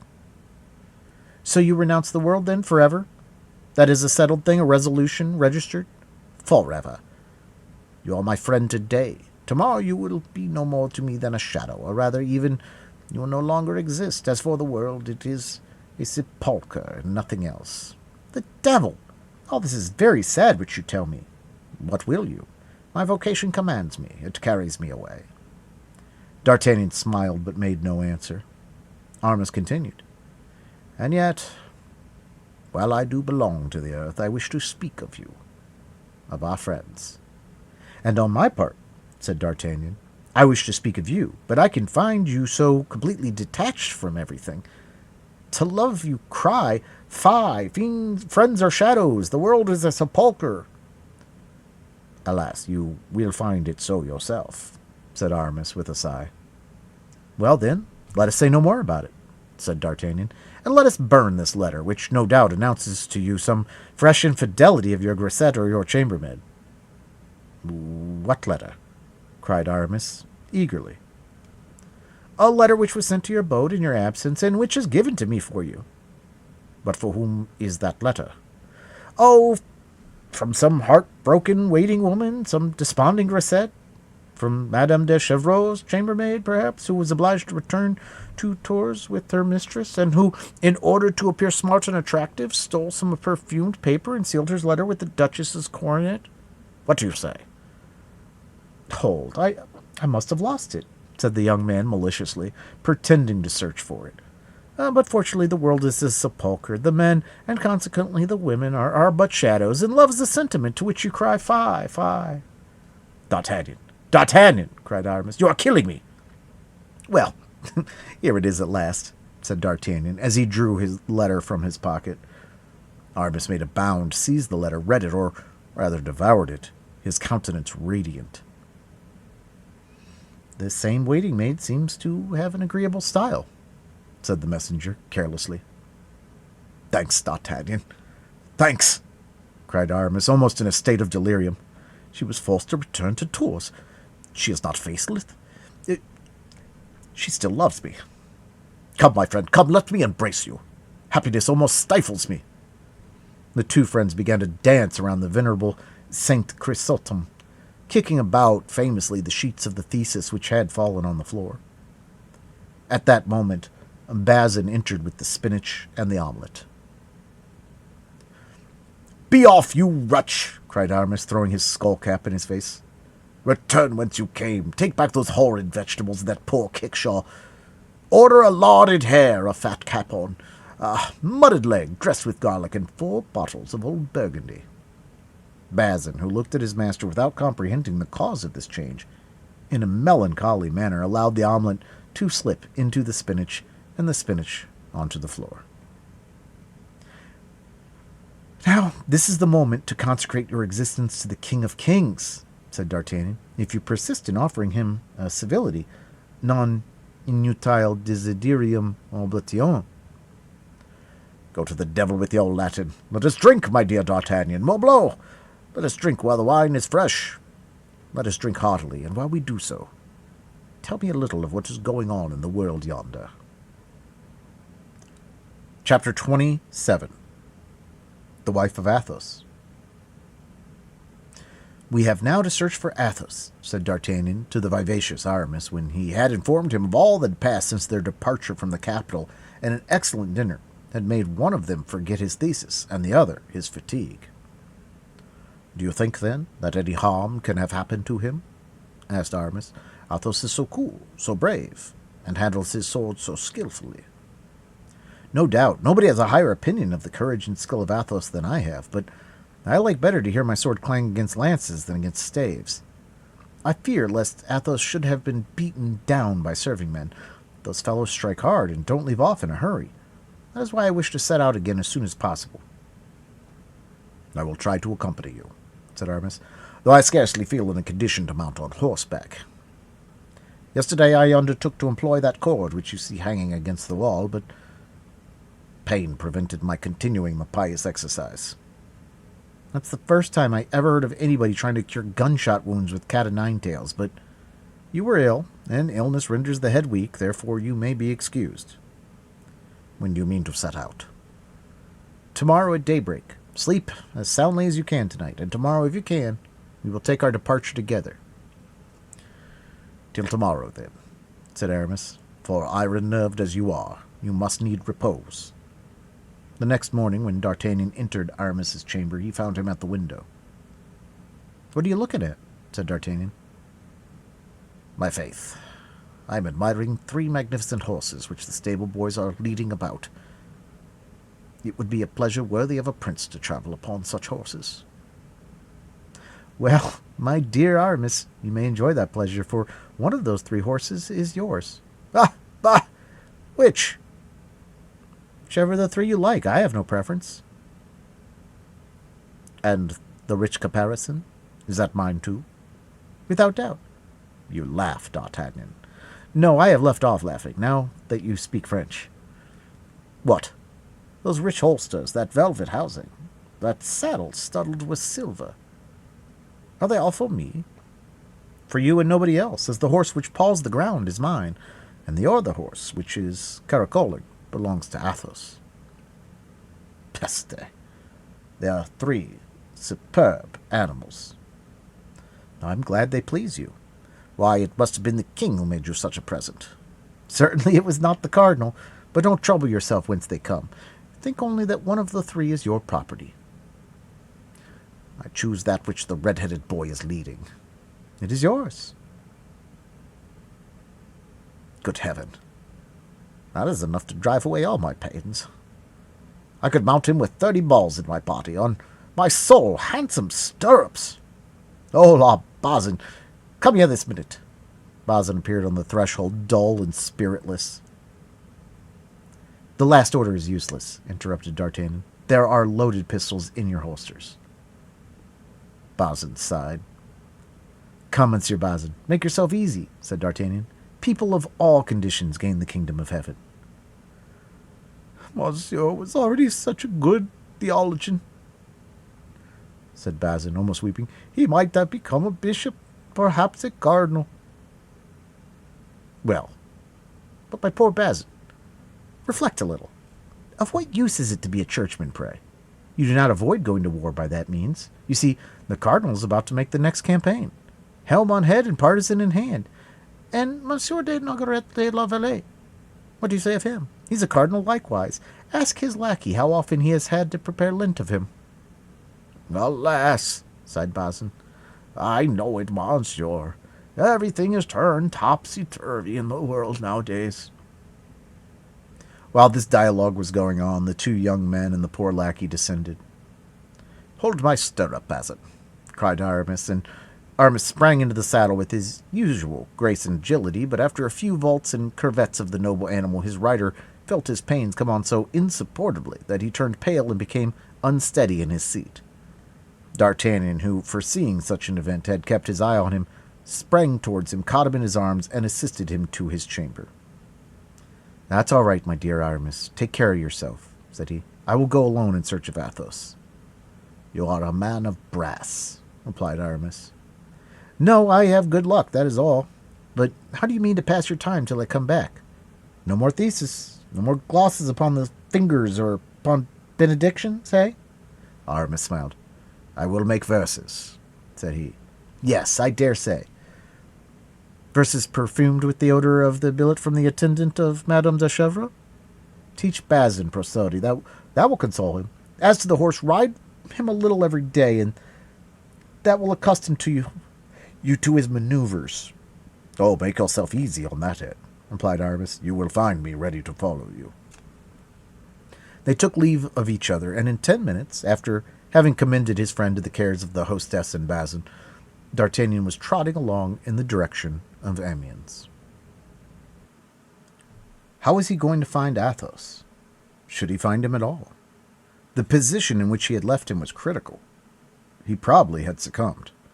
This idea, while darkening his brow, drew several sighs from him and caused him to formulate to himself a few vows of vengeance. Of all his friends, Athos was the eldest and the least resembling him in appearance, in his tastes and sympathies. Yet he entertained a marked preference for this gentleman. The noble and distinguished air of Athos, those flashes of greatness which from time to time broke out from the shade in which he voluntarily kept himself, that unalterable equality of temper which made him the most pleasant companion in the world, that forced and cynical gaiety, that bravery which might have been termed blind if it had not been the result of the rarest coolness. Such qualities attracted more than the esteem, more than the friendship of D'Artagnan. They attracted his admiration. Indeed, when placed beside Monsieur de Tréville, the elegant and noble courtier, Athos, in his most cheerful days, might advantageously sustain a comparison. He was of middle height, but his person was so admirably shaped and so well proportioned that more than once in his struggles with Porthos he had overcome the giant, whose physical strength was proverbial among the Musketeers. His head, with piercing eyes, a straight nose, a chin cut like that of Brutus, had altogether an indefinable character of grandeur and grace. His hands, of which he took little care, were the despair of Aramis, who cultivated with his almond paste and perfumed oil. The sound of his voice was at once penetrating and melodious, and then that which was inconceivable in Athos, who was always retiring, was that delicate knowledge of the world and of the usages of the most brilliant society, those manners of a high degree which appeared as if unconsciously to himself in his least actions. If a repast were on foot, Athos presided over it better than any other, placing every guest exactly in the rank which his ancestors had earned for him or that he had made for himself. If a question in heraldry were started, Athos knew all the noble families of their kingdom, their genealogy, their alliances, their coat of arms, and the origin of them. Etiquette had no minutiae unknown to him. He knew what were the rights of the great landowners. He was profoundly versed in hunting and falconry, and had one day, when conversing on this great art, astonished even Louis XIII himself, who took a pride in being considered a past master therein.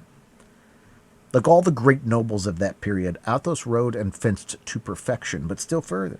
His education had been so little neglected, even with respect to scholastic studies, so rare at this time among gentlemen, that he smiled at the scraps of Latin which Aramis sported and which Porthos pretended to understand. 2 or 3 times, even to the great astonishment of his friends, he had, when Aramis allowed some rudimental error to escape him, replaced a verb in its right tense and a noun in its case. Besides, his probity was irreproachable. In an age in which soldiers compromised so easily with their religion and their consciences, lovers with the rigorous delicacy of our era, and the poor with God's 7th commandment, this Athos, then, was a very extraordinary man. And yet, this nature so distinguished, this creature so beautiful, this essence so fine, was seen to turn insensibly toward material life, as old men turn towards physical and moral imbecility. Athos, in his hours of gloom, and these hours were frequent, was extinguished as to the whole of the luminous portion of him, and his brilliant side disappeared into a profound darkness. Then the demigod vanished. He remained scarcely a man. His head hanging down, his eyes dull, his speech low and painful, Athos would look for hours together at his bottle, his glass, or at Grimaud, who, accustomed to obey him by signs, read in the faint glance of his master of his least desire, and satisfied it immediately. If the 4 friends were assembled at one of these moments, a word, thrown forth occasionally with a violent effort, was the share Athos furnished to the conversation. In exchange for his silence, Athos drank enough for 4, and without appearing to be otherwise affected by wine than by a more marked constriction of the brow and by a deeper sadness. D'Artagnan, whose inquiring disposition we are acquainted with, had not, whatever interests he had in satisfying his curiosity on the subject, been able to assign any cause for these fits, or for the periods of their recurrence. Athos never received any letters. Athos never had concerns which with all his friends did not know. It could not be said that it was wine which produced this sadness, for, in truth, he only drank to combat the sadness, which wine, however, as we have said, rendered still darker. This excess of bilious humor could not be attributed to play, for unlike Porthos, who accompanied the variations of chance with songs or oaths, Athos, when he won, remained as unmoved as when he lost. He had been known in the circle of the Musketeers to win in one night 3,000 pistoles, to lose them even to the gold-embroidered belt for gala days, win all this again with the addition of 100 louis, without his beautiful eyebrow being heightened or lowered half a line, without his hands losing their pearly hue, without his conversation, which was cheerful that evening, ceasing to be calm and agreeable. Neither was it, as with our neighbors, the English and atmospheric influence which darkened his countenance, for the sadness generally became more intense toward the fine season of the year. June and July were the terrible months with Athos. For the present he had no anxiety. He shrugged his shoulders when people spoke of the future. His secret, then, was in the past, as had often been vaguely said to D'Artagnan. This mysterious shade, spread over his whole person, rendered still more interesting the man whose eyes or mouth, even in the most complete intoxication, had never revealed anything, however skillfully questions had been put to him. Well, thought D'Artagnan, poor Athos is perhaps at this moment dead, and dead by my fault, for it was I who dragged him into this affair, of which he did not know the origin, of which he is ignorant of the result, and from which he can derive no advantage. Without reckoning, monsieur, added Planchet to his master's audibly expressed reflections, that we perhaps owe our lives to him? Do you remember how he cried, "On, D'Artagnan, on, I am taken"? And when he had discharged his 2 pistols, what a terrible noise he made with his sword. One might have said that 20 men, or rather 20 mad devils, were fighting. These words redoubled the eagerness of D'Artagnan, who urged his horse, though he stood in need of no incitement, and they proceeded at a rapid pace. About 11 o'clock in the morning they perceived Amiens, and at 11:30 they were at the door of the cursed inn. D'Artagnan had often meditated against the perfidious host of one of these hearty vengeances which offered consolation while they are hoped for. He entered the hostelry with his hat pulled over his eyes, his left hand on the pommel of the sword, and cracking his whip with his right hand. "Do you remember me?" said he to the host, who advanced to greet him. "I have not that honor, Monseigneur," replied the latter, his eyes dazzled by the brilliant style in which D'Artagnan traveled. "What, you don't know me?" "No, monsieur." "Well, 2 words will refresh your memory. What have you done with that gentleman against whom you had the audacity about 12 days ago to make an accusation of passing false money?" The host became as pale as death, for D'Artagnan had assumed a threatening attitude, and Planchet modeled himself after his master. "Ah, Monseigneur, do not mention it," cried the host, in the most pitiable voice imaginable. "Ah, Monseigneur, how dearly have I paid for that fault, unhappy wretch as I am!" "That gentleman, I say, what has become of him?" "Deign to listen to me, Monseigneur, and be merciful. Sit down, in mercy."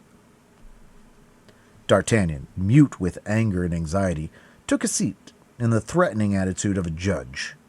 Planchet glared fiercely over the back of his armchair. Here is the story, Monseigneur," resembled the trembling host. For I now recollect you. It was you who rode off at the moment I had the unfortunate difference with the gentleman you speak of."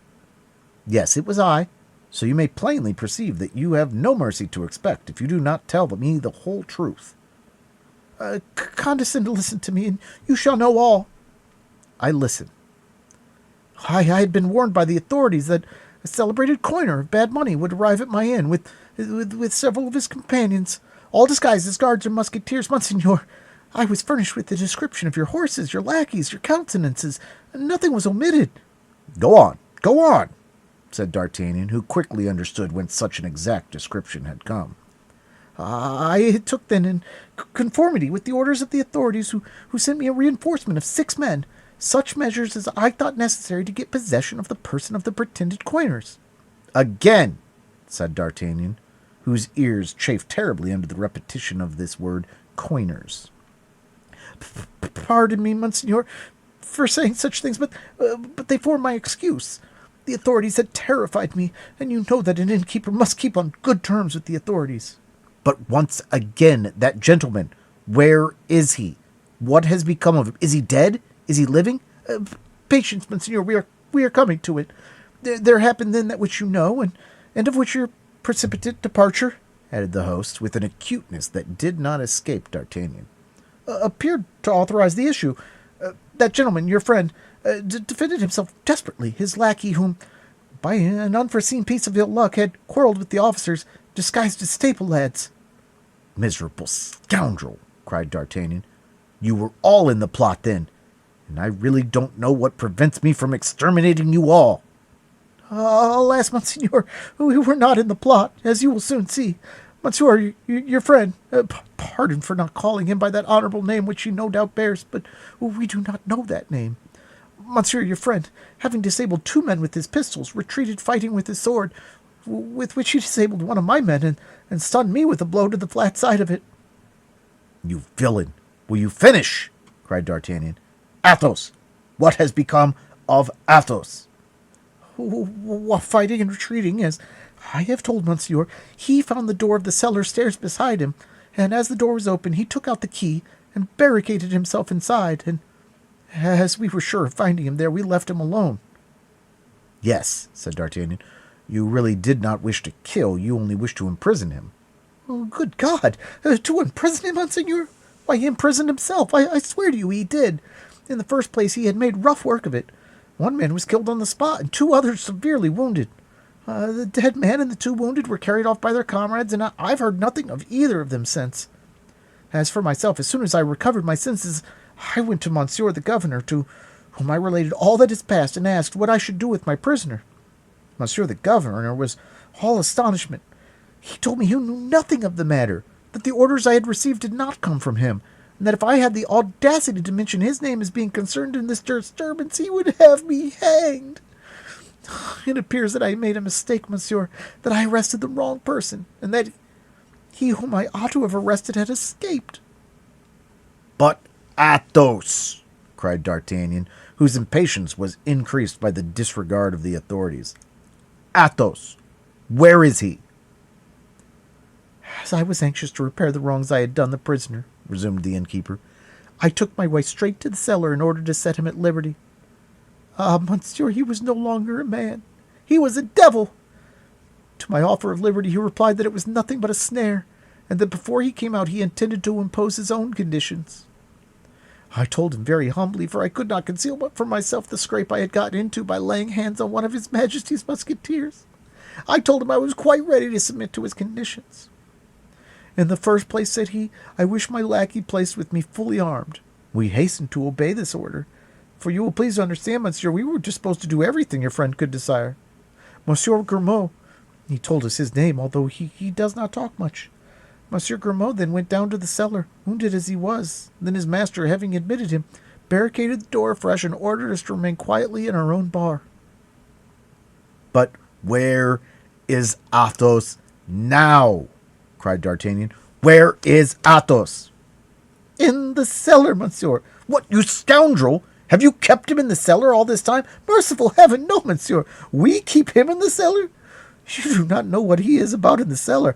Ah, if you could but persuade him to come out, monsieur, I should owe you the gratitude of my whole life. I should adore you as my patron saint. Then he is there? I shall find him there? Without doubt you will, monsieur. He persists in remaining there. We every day pass through the air hole some bread at the end of a fork and some meat when he asks for it. But alas, it is not of bread and meat of which he makes the greatest consumption. I once endeavored to go down with two of my servants, but he flew into a terrible rage. I heard the noise he made in loading his pistols, and his servant in loading his musketoon. Then, when we asked what were their intentions, the master replied that he had 40 charges to fire, and that he and his lackey would fire to the last one before he allowed a single soul to set in upon the cellar. Upon this I went and complained to the governor, who implied that I only had what I deserved, and that it would teach me to insult such honorable gentlemen who took up their abode in my house. So that since that time, replied D'Artagnan, totally unable to refrain from laughing at the pitiable face of the host. So from that time, monsieur, continued the latter, we have led the most miserable life imaginable. For you must know, monsieur, that all our provisions are in the cellar. There is our wine in bottles, our wine in casks, the beer, the oil, and the spices, the bacon, and the sausages. And as we are prevented from going down there, we're forced to refuse food and drink to the travelers who come to the house, so that our hostelry is daily going to ruin. If your friend remains another week in my cellar, I shall be a ruined man. And not more than justice either, you ass. Could you not perceive by our appearance that we are people of quality, and not coiners, say? Yes, monsieur, you are right, said those. But hark, there he is. Somebody has disturbed him without doubt, said D'Artagnan. But he must be disturbed, cried the host. Here are 2 English gentlemen just arrived. Well? Well, the English like good wine, as you know, monsieur. These have asked for the best. My wife has perhaps requested permission of Monsieur Athos to go into the cellar to satisfy these gentlemen, and he, as usual, has refused. Oh, good heaven! There is the hullabaloo louder than ever. D'Artagnan, in fact, heard a great noise on the side next to the cellar. He rose and proceeded by the host wringing his hands, and, followed by Planchet with his musketoon ready for use, he approached the scene of action. The 2 gentlemen were exasperated. They had had a long ride and were dying with hunger and thirst. "But this is tyranny!" cried one of them, in very good French, though with a foreign accent, "that this madman will not allow these good people access to their own wine. Nonsense! Let us break open the door, and if he is too far gone in his madness, well, we will kill him." "Softly, gentlemen," said D'Artagnan, drawing his pistols from his belt. "You will kill nobody, if you please." "Good, good," cried the calm voice of Athos from the other side of the door. "Let them just come in. These devourers of little children, and we shall see." Brave as they appeared to be, the two English gentlemen looked at each other hesitatingly. One might have thought that there was in that cellar one of those famished ogres, the gigantic heroes of popular legend, and to whose cavern nobody could force their way with impunity. There was a moment of silence, but at length, the two Englishmen felt ashamed to draw back, and the angrier one descended the 5 or 6 steps which led to the cellar, and gave a kick against the door enough to split a wall. "Planchet," said D'Artagnan, cocking his pistols, "I will take charge of the one at the top. You look to the one below. Ah, gentlemen, you want battle, and you shall have it." "Good God!" cried the hollow voice of Athos. "I can hear D'Artagnan, I think." "Yes," cried D'Artagnan, raising his voice in turn. "I am here, my friend." "Ah, good then," replied Athos. "You will teach them, these door-breakers." The gentlemen had drawn their swords, but they found themselves taken between 2 fires. They still hesitated an instant, but as before, pride prevailed, and a second kick split the door from bottom to top. "Stand on one side, D'Artagnan, stand on one side," cried Athos. "I am going to fire." "Gentlemen," exclaimed D'Artagnan, whose reflection never abandoned. "Gentlemen, think of what you are about. Patience, Athos. You are running your heads into a very silly affair. You will be riddled. My lackey and I will have 3 shots at you, and you will get as many from the cellar. You will then have our swords, with which I can assure you my friend and I can play tolerably well. Let me conduct your business and my own. You shall soon have something to drink, I give you my word." "If there is any left," grumbled the jeering voice of Athos. The host felt a cold sweat creep down his back. "How, if there is any left?" murmured he. "What the devil? There must be plenty left," replied D'Artagnan. "Be satisfied of that. These 2 cannot have drunk all the cellar. Gentlemen, return your swords to their scabbards." "Well, provided you replace your pistols in your belt." "Willingly." And D'Artagnan set the example. Then, turning toward Planchet, he made a sign to uncock his musketoon. The Englishmen, convinced of these peaceful proceedings, sheathed their swords grumblingly. The history of Athos's imprisonment was then related to them, and as they were really gentlemen, they pronounced the host in the wrong. "Now, gentlemen," said D'Artagnan, "go up to your room again, and in 10 minutes I will answer for it. You shall have all you desire." The Englishman bowed and went upstairs. "Now I am alone, my dear Athos," said D'Artagnan. "Open the door, I beg of you." "Instantly," said Athos. There was a great noise of faggots being removed and the groaning of posts. These were the counterscarps and bastions of Athos, which the besieged himself demolished. An instant after, the broken door was removed, and the pale face of Athos appeared, who with a rapid glance took a survey of the surroundings. D'Artagnan threw himself on his neck and embraced him tenderly. He then tried to draw him from his moist abode, but to his surprise he perceived that Athos staggered. "You are wounded," said he. "I? Not at all. I am dead drunk, that's all. It never did a man more strongly set about getting so. By the Lord, my good host, I must at least have drunk for my part 150 bottles. "Mercy!" cried the host. "If the lackey has drunk only half as much as the master, I am a ruined man." Grimaud is a well-bred lackey.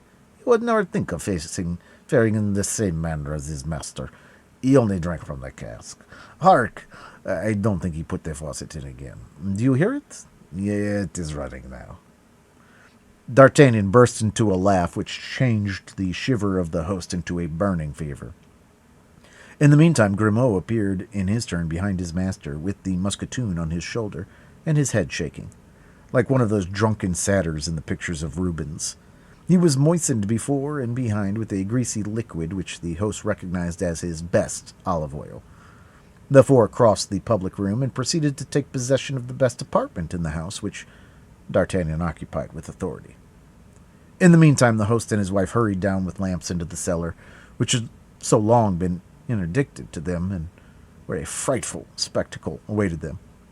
Beyond the fortifications through which Athos had made a breach in order to get out, and which were composed of faggots, planks, and empty casks, heaped up according to all the rules of the strategic art, they found, swimming in puddles of oil and wine, the bones and fragments of all the hams they had eaten, while a heap of broken bottles filled the whole left corner of the cellar, and a tun, the cock of which was left running, was yielding, by this means, the last drop of its blood. The image of devastation and death, as the ancient poet says, reigned as over a field of battle. Of 50 large sausages suspended from the joists, scarcely 10 remained. Then the lamentations of the host and hostess pierced the vault of the cellar. D'Artagnan himself was moved by them. Athos did not even turn his head. To grief succeeded rage. The host armed himself with a spit and rushed into the chamber occupied by the two friends. "Some wine," said Athos, unperceiving the host. "Some wine!" cried the stupefied host. "Some wine! Why, you have drunk more than 100 pistoles worth! I am a ruined man, lost, destroyed!" "Bah," said Athos, "we were always dry." "If you had been contented with drinking, well and good. But you've broken all the bottles." "You pushed me upon a heap which rolled down. That was your fault." "All my oil is lost." "Oil is a sovereign balm for wounds, and my poor Grimaud here was obliged to dress those you had inflicted on me." "All my sausages are gnawed." "There is an enormous quantity of rats in the cellar." "You shall pay me for all this," cried the exasperated host. "Triple ass," said Athos, rising, but he sank down again immediately. He had tried his strength to the utmost. D'Artagnan came to his relief with his whip in his hand. The host drew back and burst into tears. "This will teach you," said D'Artagnan, "to treat the guests God sends you in a more courteous fashion." "God? Say the devil!" "My dear friend," said D'Artagnan, "if you annoy us in this manner, we will all four go and shut ourselves up in your cellar, and we will see if the mischief is as great as you say." "Oh, gentlemen," said the host, "I have been wrong, I confess it, but pardon to every sin. You are gentlemen, and I am a poor innkeeper. You will have pity on me." "Ah, if you speak in that way," said Athos, "you will break my heart, and the tears will flow from my eyes as the wine flowed from the cask. We are not such devils as we appear to be. Come hither, and let us talk." The host approached with hesitation. "Come hither, I say, and don't be afraid," continued Athos. "At the very moment when I was about to pay you, I had placed my purse on the table." "Yes, monsieur." "That purse contained 60 pistoles. Where is it?" "Deposited with the justice. They said it was bad money." "Very well. Get my purse back, and keep the 60 pistoles." "Monseigneur knows very well the justice never lets go that which it once lays hold of. If it were bad money, there might be some hopes, but unfortunately those were all good pieces." "Manage the matter as well as you can, my good man. It does not concern me, the more so as I have not a livre left." "Come," said D'Artagnan, "let us inquire further. Athos's horse, where is that?" "In the stable." "How much is it worth?" 50 pistoles at most." "It's worth 80.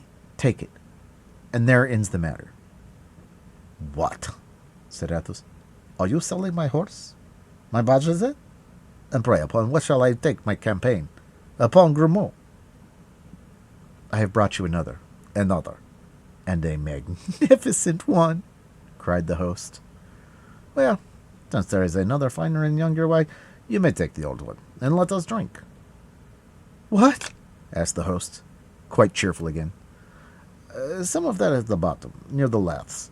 There are 25 bottles of it left. All the rest were broken by my fall. Bring 6 of them." "Why, this man is a cask," said the host, aside. "If he only remains here a fortnight and pays for what he drinks, I shall soon reestablish my business." "And don't forget," said D'Artagnan, "to bring up 4 bottles of the same sort for the 2 English gentlemen." "And now," said Athos, "will they bring the wine? Tell me, D'Artagnan, what has become of the others? Come." D'Artagnan related how he had found Porthos in bed with a strange knee, and Aramis at a table between two theologians. As he finished, the host entered with the wine ordered and a ham, which, fortunately for him, had been left out of the cellar. "That's well," said Athos, filling his glass and that of his friend. "Here's to Porthos and Aramis. But you, D'Artagnan, what is the matter with you? And what has happened to you personally? You have a sad air." "Alas," said D'Artagnan, "it's because I am the most unfortunate." "Tell me." "Presently," said D'Artagnan. "Presently? And why presently? Because you think I am drunk? D'Artagnan, remember this. My ideas are never so clear as when I have had plenty of wine. Speak then, I am all ears." D'Artagnan related his adventure with Madame Bonacieux. Athos listened to him with a frown, and when he had finished, said, "Trifles, only trifles." That was his favorite word. "You always say trifles, my dear Athos," said D'Artagnan, "and that comes very ill from you, who have never loved." The drink-deadened eye of Athos flashed out, but only for a moment. It became as dull and vacant as before. "That's true," said he, quietly. "For my part, I have never loved." "Acknowledge, then, you stony heart," said D'Artagnan, "that you were wrong to be so hard upon us tender hearts." "Tender hearts, pierced hearts," said Athos. "What do you say?" "I say that love is a lottery, in which he who wins death. You are very fortunate to have lost. Believe me, my dear D'Artagnan, and if I have any counsel to give, it is always lose." "You seem to love me so." "She seemed, did she?" "Oh, she did love me." "Your child, why, there is not a man who has not believed, as you do, that his mistress loved him. And there lives not a man who has not been deceived by his mistress." "Except you, Athos, who has never had one." "That's true," said Athos, after a moment's silence.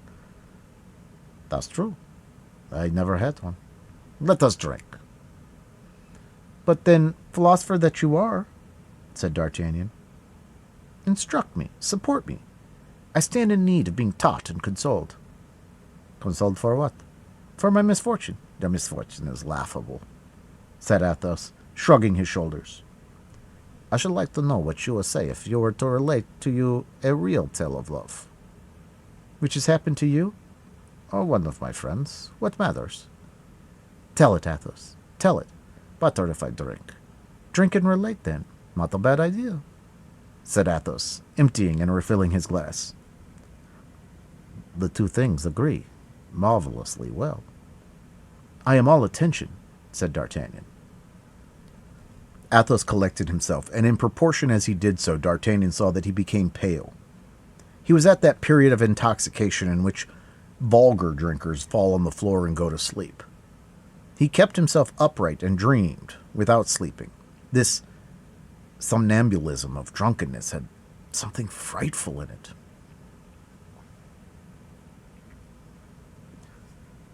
"You particularly wish it?" asked he. "I pray for it," said D'Artagnan. "Be it then as you desire. One of my friends, please to observe, not myself," said Athos, interrupting himself with a melancholy smile. "One of the counts of my province, that is to say, of Berry, noble as a Dandelot or a Montmorency, at 25 years of age, fell in love with a girl of 16, beautiful as fancy can paint. Through the ingenuousness of her age beamed an ardent mind, not of the woman, but of the poet. She did not please, she intoxicated. She lived in a small town with her brother, who was a curate. Both had recently come into the country. They came nobody knew whence, but when seeing her so lovely and her brother so pious, nobody thought of asking whence they came.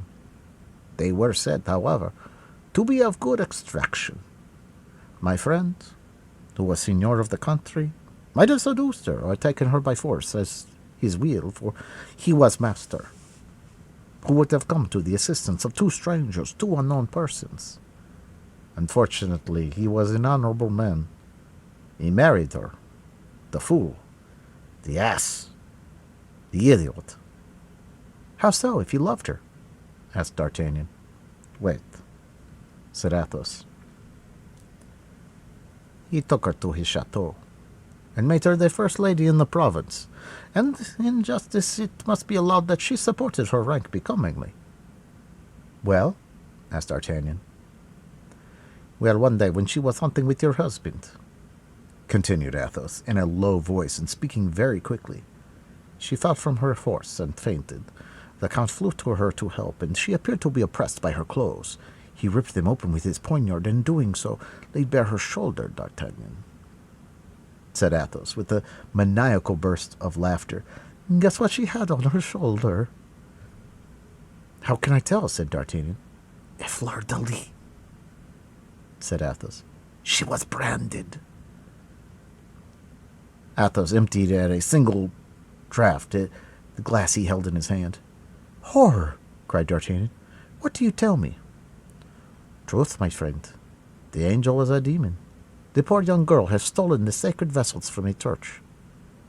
And what did the Count do? The Count was of the highest nobility. He had on his estates the rights of high and low tribunals. He tore the dress of the Countess to pieces. He tied her hands behind her, and hanged her on a tree. Heavens! Athos! A murder? Cried D'Artagnan. No less, said Athos, as pale as a corpse. But methinks I need wine. And he seized by the neck the last bottle that was left, pushed it to his mouth, and emptied it at a single draught, as he would have emptied an ordinary glass. Then he let his head sink upon his two hands, while D'Artagnan stood before him stupefied. That has cured me of a beautiful, poetical, and loving woman, said Athos, after a considerable moment, raising his head and forgetting to continue the fiction of the Count. God grant you as much. Let us drink. Then she is dead? Stammered D'Artagnan. Parbleu, said Athos, but hold out your glass. Some ham, my boy, or we cannot drink. And her brother? Added D'Artagnan timidly. Our brother? Replied Athos. Yes, the priest.